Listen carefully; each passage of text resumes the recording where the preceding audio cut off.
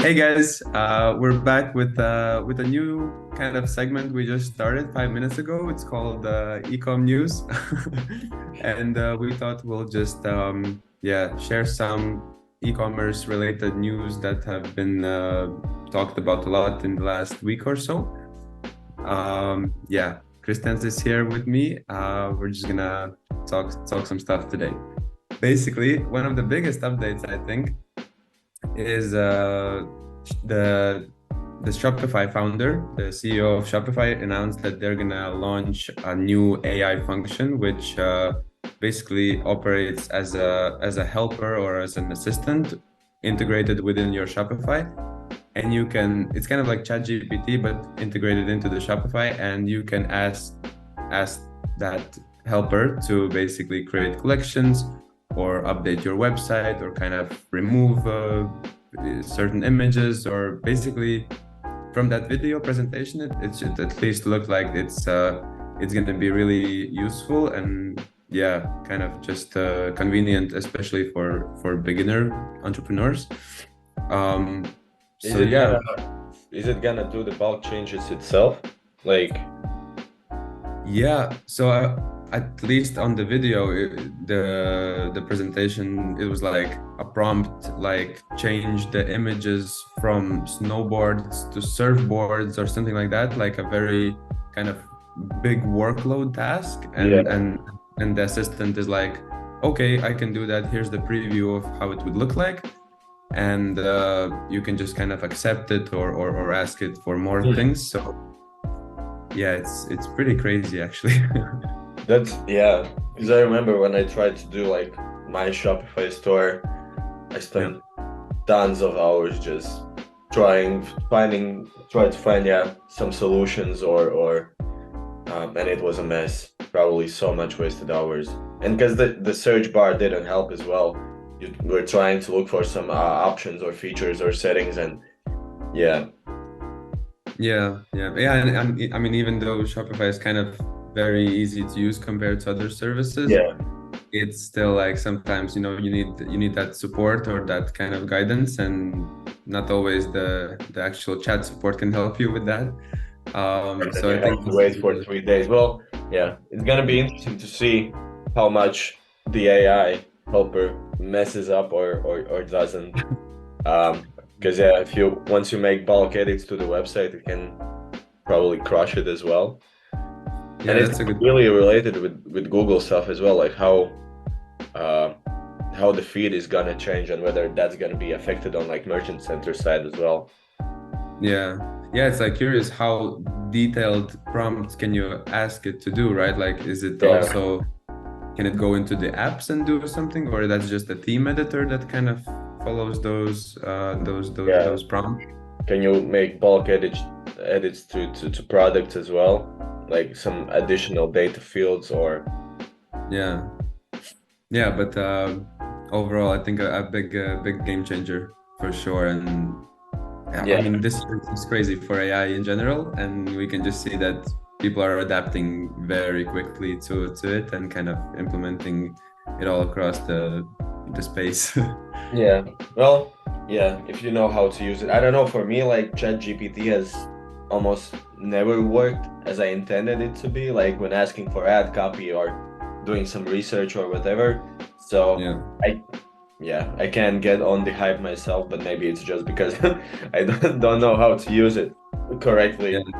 Um, And yeah, I just rather do it myself after spending like 30 minutes trying to teach ChatGPT with the correct Yeah. prompts, and it still ends up being like very simple, very basic. Yeah, yeah. Well, but it's fairly new. I mean, it's obviously developing all the time, and there's the paid version now, which has some more like extra functions that make it even more crazier. So yeah, we'll just have to learn and adapt and see where it Yeah. goes. Yeah. Okay. So Like, another. Did you have something to say or? no, this is all you. I'm just here to listen and learn myself. Okay. Yeah, there's lots of happening this week, it seems like. Also Triplewhale made like a big I don't even know how to call it, like a big thing in social media, because everybody, like, they changed their pricing basically, and it's apparently very expensive now. Mm. Yeah, everybody got upset and they were like kind of protesting that, and because it's already fairly expensive. Mm. And it's not like there are no competitors to Triplewhale. There's Northbeam, there's, I don't know, True ROAS, there's multiple, I mean, you like, know. yeah, if they increase their pricing, then there's probably it's a no-brainer to just move to Nordbeam, uh, Yeah, because it's just a bit better than, and the only kind of for our clients, the only reason to changing Triplewhale was the pricing, even yeah, though it was expensive as well. yeah. But yeah, so the let me just yeah, the co-founder of Triplewhale basically reacted to it really quickly, Mm. and he posted that basically we screwed up our pricing rollout, all in caps, and then he's like kind of apologizing about it, and also going into details explaining what's actually gonna happen. And so it turns out, like, as far as I understand, they kind of pulled back from the initial pricing and they're kind of making it a little bit cheaper. Plus, Oh. there are really some new new features. Yeah, I think that all of that happened in like a span of maybe 48 hours or something like that. So very quick That's reaction. I good. imagine it's quite busy there in Triple. No, but I like seeing that the co-founders are really invested in the community as well and listening to the users. Because Yeah, yeah, ultimately they could have lost a lot of clients with this. Um, yeah, for yeah, sure. I mean, probably tested the waters a bit, got burned, and yeah, well, Yeah, for us anyway. yeah, yeah. No, that's you're right. Um, yeah, and in this post, he basically goes over, he says like, yeah, we were selling modules, and each module had like different features, right? Like this pixel and create a cockpit, insights, all that stuff. But the more kind of advanced the platform became, the more difficult it was to price it correctly, right? And that makes sense. So now they're kind of, yeah, making some big decisions, and then yeah, it's kind of crazy there. But the good thing is also that they're going to be launching a free dashboard um, that kind of, yeah, you can just use whatever, whoever can use it, I suppose, for free. And I think it's some kind of like a, lead gen strategy of theirs Hmm. to get a taste of Triplewhale, or yeah, to attract some more brands to it. But yeah, I guess the biggest takeaway is just how transparent and how quickly they were to react and to Yeah. recognize maybe that they messed up a little bit, and kind of save the day. Ah, well, that's cool. Yeah, its pricing now starts at 129 per month instead of 300. Yeah, yeah. That's cool. So, yeah, and most of the comments are actually like, "Oh, nice guys, appreciate it," blah blah Yeah. blah. Some were like really upset anyway, but Maybe there's this always, was just a huge play on their side, like fake yeah, the pricing mess up to be the good guys. That yeah, yeah, would be interesting if that were if that were true. yeah. Yeah, a lot of people saying like, "You guys rock for being so transparent." Yeah. Yeah. The next thing, is sort of what's happening is, well, we've been talking about that for a lot in the last couple of months, but so I followed this one kind of Google Ads person that works at Google, and she's announcing that we're rolling out 2 new brand controls in search and in pMax. Hmm. Um, so basically, what this means from a high level is you'll be able to control brand search, like brand keywords, or exclude just keywords that you don't want pMax to have. Oh shit! I just thought that. Remember, during our daily stand-up today, like, when I mentioned our newest client having, um, some brands that have similar names, but like one or two letters Yeah, change. And if we can yeah, include those brands at all, not just like match types, that yeah, I'm interested actually to see how that would work. Like, how well would Google recognize that it's like the user is searching for the other brand, not like our client's brand. Yeah, it's interesting because like our example is the brand name is very very similar, and it's like Yeah, like the other brand, yeah, for you guys to understand, it's one letter less. Um, yeah. so instead of ABCD, it's ABD. So, Yeah. so yeah, I was already starting to think how we could like exclude it most efficiently, or whether the other brand is even big enough for us to like start worrying. But with brand exclusions, like we can actually probably exclude it at the brand at the account level, hoping that we don't do hoping that we don't get any shopping searches as well on those other brands. Yeah. Dude, that's actually gonna be interesting to test. Ideas developing in real time right here. Yeah.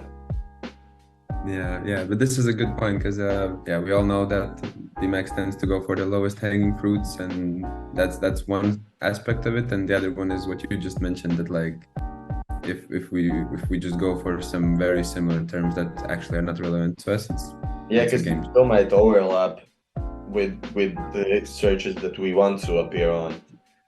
Yeah. It's really interesting because we literally talked about this like 1 hour ago. So Yeah. I didn't know about this, so that's cool. Yeah, it's awesome. Looks like Google is well, at least what it seems like is they're giving a little bit more control to us as ad buyers. But we'll see. But they were marinating this for so long. Like this should have been out February or January for all Yeah. advertisers, not just the big ones or like the beta feature partners or whatever. Yeah. They took their time with this one, but okay, finally we had it, because like the introduction of like account level brand exclusion like didn't make sense for me, because we still want to appear on search or branded search, and Yeah, exactly. it makes sense for me. Exactly. That makes sense. Another thing is, well, I saw this and I was like, that's not a big deal because I don't think anybody ever uses it, but I thought I'll mention it anyway. Apparently, buy on Google is ending in the US. Oh no. Yeah. How are we gonna turn around our strategies? Yeah, for you guys to understand, we've never I mean, we've enabled buy on Google for some clients, but it has been more headache than actually uh, beneficial. I've never seen a sale come in from buy on Google. Let us know if you had different experiences, but yeah, I think Google kind of saw that it doesn't make sense for them as well, and that's why they're closing it. Yeah, Was I just too much of additional hassle. yeah, I know that function exists and I know that we kind of enable it and it's there, but it's not Yeah, really a big usage or thing. But yeah, basically this post says that this one guy is commenting like, "Oh, Amazon must be pretty hard to beat," which is yeah. which is an interesting thought. Because yeah, we've also done our fair bit of Amazon ads, and it's a very different game, but it's a lot of similarities as well. And you can kind of play with different placements there when you're launching ads on Amazon, or kind of different strategies. But at the end of the day, it's just another search engine. So same, like being very, very similar to Google. I mean, Google had but probably the possibility to really expand on this as well if they were to really go all in on this one. But it was just like buy on Google, a simple button, a different window, which probably even when you open it, it actually drops the conversion rate or the potential conversion rate instead of adding any value to the brand or to the product. Was Exactly. It just looked like an half-assed project for me, so I never saw the actual value or the necessity for it.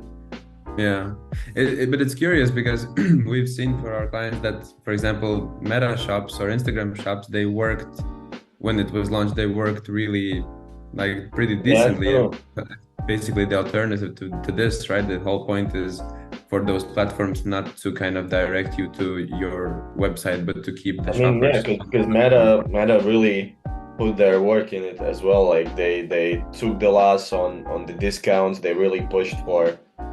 They basically made it, yeah, kind of made the advertisers started to FOMO a bit with like not picking up in the Meta shops because they were like giving 20% discounts for people who checked out on Meta, kind of introducing to the platform. And every time I still open something and it pops like the buy on Google opens up, I'm thinking like, what the fuck? Where did I just Yeah, go to? Because it really looks like a scammy window. Um, definitely. So and the maybe they options to like optimize your buy on Google listings were really kind of poor as well. maybe they should have just worked on kind of the UX of it, Yeah, and then um, even like on Merchant Center, there's just one tab where you can like manage your orders, or it's just yeah, it just didn't make any sense. yeah. So no, no wonder it's closing. Yeah, true, true. I just Yeah, tried kombucha with coffee, and I thought it was gonna be better. It really really. tastes weird. It's like carbonated coffee. I recently tried the coffee beer. It was, I think, I also expected it to be better, but it Yeah. was underwhelming. No, let's just stick to regular coffee. Or regular beer. No regular beer, yeah. All right. Yeah, I think that's it. Yeah, let this guy know. Let this guy. Well, probably it's gonna be like one guy who watches this. So let this guy know. Yeah, do you want to hear more of us covering some of the latest Google or eCom insights and news? Because yeah, we're still testing out the waters with different segments. As Chris mentioned, we just thought about this like 5 minutes before we decided to record.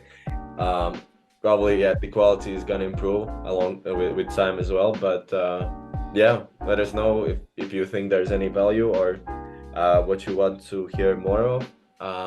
And yeah, like, share, subscribe, retweet, all those things. And yeah, just yeah, engage with us. We like to engage with our watchers, with our watcher, and yeah. what a great outro, Pistons. Amazing. Amazing, yeah. All right. See you next time then.